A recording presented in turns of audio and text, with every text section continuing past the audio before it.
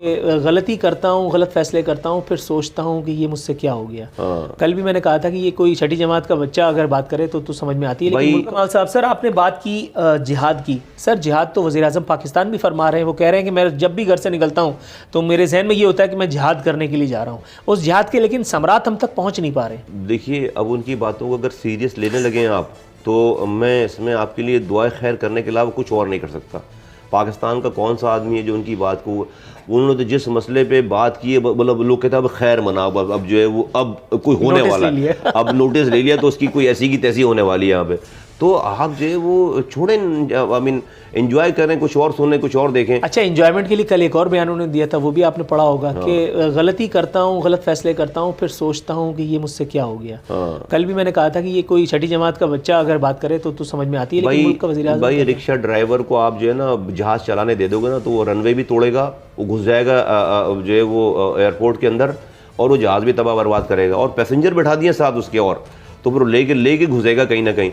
तो आप वो उसका कसूर नहीं है, आप रिक्शा ड्राइवर को आप जो जहाज चलाने दे रहे हो तो यही करेगा वो। लेकिन सर गुड गवर्नेंस की कुछ मिसालें मेरे सामने मोबाइल पे खुली पड़ी हैं। देखिए, ये वज़ीर आला पंजाब बगैर प्रोटोकॉल शहर के दौरे पर निकल पड़े हैं।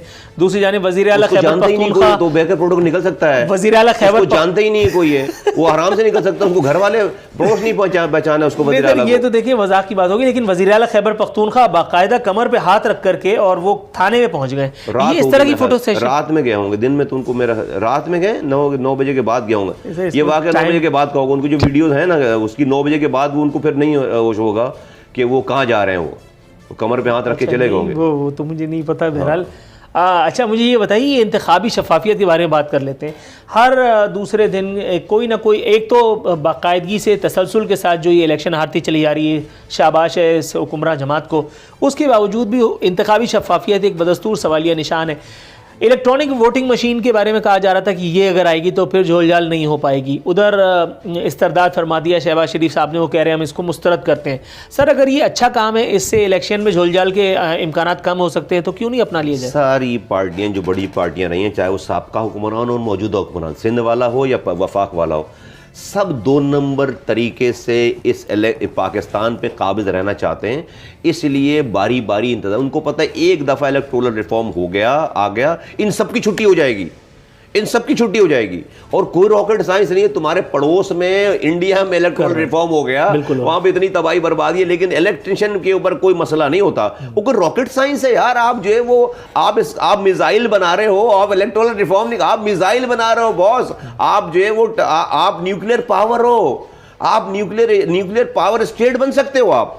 और आप जो है वो ये सब दोनों, इनको पता है कि लोग फिर वोट डालना शुरू कर देंगे, इन सब का सब फारिग हो जाएंगे सारे के सारे। इनको सबको चोर दरवाजों से आना है। अभी देखें कौन सी ओपोजिशन जमात है जो सेटिंग में, जिस एस्टेब्लिशमेंट को गाली बकते हैं उसी से सेटिंग में लगे हुए हैं। जो हुकूमत है वो भी एस्टेब्लिश सेटिंग में लगे। कौन सी जमात है मुझे बताइए? अच्छा एक बात बताएं, एस्टेब्लिशमेंट बुरी होती है? नहीं बुरी होती है, नहीं होती ना। आप बुरे होते हैं, आप काम करवाते हैं उनसे, आप जाकर जो है वो आप जाकर, और फिर उसके बाद इंसान है हर जगह, फरिश्ते तो नहीं बैठे हुए। और ये माशरा है, इस माशरे से निकलकर बंदा मौलवी भी, माशरा ही करप्ट हो गया ना।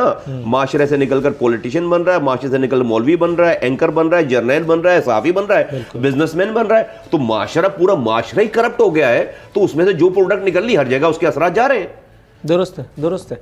लेकिन सर ये मुझे बताइएगा, इलेक्टोरल रिफॉर्म्स नहीं हो पाती क्योंकि अपनी दिहाड़ियाँ लगी हुई हैं, इसकी वजह से, चलो ये बात यहाँ तक तो समझ में आती है। लेकिन एक सेकंड काट दो, ये अभी मौजूदा हुकूमत, ये लोकल गवर्नमेंट की कितनी बातें किया करता था ये आदमी, कि लंदन की, यार ये 3 साल में अपने अपने जहाँ सूबे, ये वहाँ इलेक्शन नहीं करा सका ये आदमी। कराने की विल नहीं थी। नहीं, हार जाएगा ना भाई, नन्ना नहीं है ना कोई भी इंसान, वो उसको पता है कि वो हार जाएगा। अच्छा सर मुझे एक बात बताएं, सपोज लोकल गवर्नमेंट इंतखाबात हो जाते हैं, लोकल गवर्नमेंट इंतखाबात के बाद क्या होगा? इस वक्त कराची में जो सूरत-ए-हाल है, मुत्तहदा कौमी मूवमेंट, उसके उम्मीदवार, उसकी क़यादत ने अवाम को जितना मायूस किया है, जितना डिसीव किया है, उसके बाद अब मुत्तहदा का हाल ये है कि मुँह छुपा करके हल्के से फरार हुए हैं। मुत्तहदा को आपकी जमात तक ने हराया, भी आपने फरमाया। आपके ख्याल में इनकी जो आपने तक लगाया ना, आपकी जमात तक नहीं, हम इतने अभी नहीं, मैं कोई खास मकसद नहीं, कोई खास भाई 1600 से 2018, और उसके बाद ये ऐलान हो गया तो शायद पीएसपी तो अब चली गई है, ख़त्म हो गई है। आपके भाई ने इस नामसाइब हालात पे भी दुनिया की किसी सपोर्ट के बगैर 9,342 वोट लिए हैं, जितने वाला 15,000 पे खड़ा हुआ है।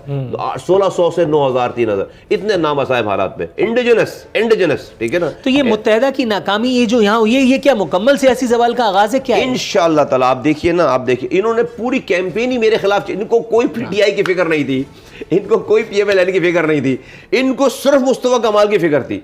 ये मेरे हलके में जिस यहाँ पे 3 दिन पहले इसी पीटीआई अली जैदी ने और इसकी गैंग ने पूरे शहर में, पूरे NF49 में बैनर लगाए, मुस्तफा कमाल बल्दिया फैक्ट्री के जो है वो कि आग का हिसाब दो। अबे आग का हिसाब मैं दूं?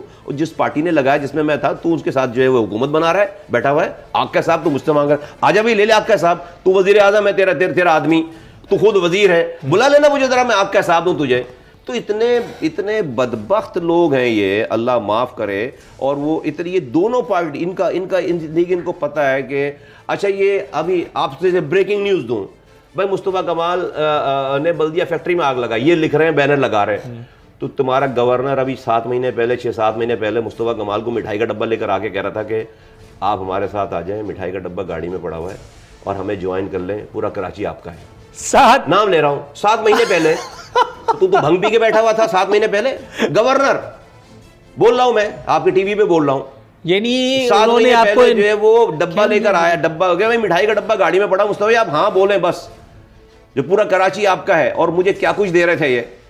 तो आपने क्यों मना कर दिया? चले सपोज उन्होंने ये ऑफर की थी, और ये कोई पार्टी है इनके पास जाए इंसान, ये कोई पार्टी है इंसान, मैं कोई किसी पार्टी में जाऊं, सुन्नी तहरीक में चला जाऊं यार मैं वो पार्टी है भाई, मैं सुन्नी तहरीक में चला जाऊं। नहीं, लेकिन सुन्नी तहरीक का वजीर आजम तो नहीं इनका है। अरे यार इनको यकीन है कि इनका वजीर आजम है? कोई वजीर आजम वाली हरकत देखी है? यकीन है आपको किसी बात पे? उनको टीवी देख के पता चलता है वजीर आजम है, आप बोल रहे हैं वजीर आजम अजीब आदमी है यार, आप इल्जाम लगा रहे हैं। अच्छा मुझे एक बात बताइए, और फिर ये अभी तो इसके मैंने खोले भी, मैं करूंगा सारा, अभी मैं तो फारिग हूं, मैं करूंगा इसका पोस्टमार्टम ना, इस आदमी का जिसने ये बैनर लगवाया ना, मैं इसका बताऊंगा ये खुद क्या क्या कहता रहा है, और अभी से नहीं, ये तो हमारी तो बड़ी लव स्टोरी बड़ी पुरानी है। अच्छा, वैसे पाकिस्तान में पिछले 24 घंटों में 157 लोग की कोरोना वायरस संक्रमण से मौत हो गई, जबकि संक्रमण के 5,908 नए मामले दर्ज किए गए। पाकिस्तान के स्वास्थ्य मंत्रालय ने शनिवार को बताया कि संक्रमण से एक दिन में होने वाली मौत का यह आंकड़ा पिछले साल के बाद से सबसे ज्यादा है। राष्ट्रीय स्वास्थ्य सेवा मंत्रालय ने कहा कि 157 में से 53 मरीजों ने वेंटिलेटर पर रहते हुए दम तोड़ दिया। मंत्रालय ने एक बयान में कहा, पाकिस्तान में कोरोना वायरस से पिछले 24 घंटों में 157 लोग की मौत हो गई। यह पिछले साल 20 जून के बाद से सबसे ज्यादा है, जब एक दिन में बीमारी के कारण 153 लोगों ने दम तोड़ दिया था। पाकिस्तान में कोरोना संक्रमण से अब तक 16,999 लोगों की मौत हुई है, जबकि कुल मामले 7,90,016 हो गए हैं। मंत्रालय ने कहा, पाकिस्तान में अब तक कम से कम 6,86,488 लोग स्वस्थ हुए हैं, जो काफी बड़ी संख्या है।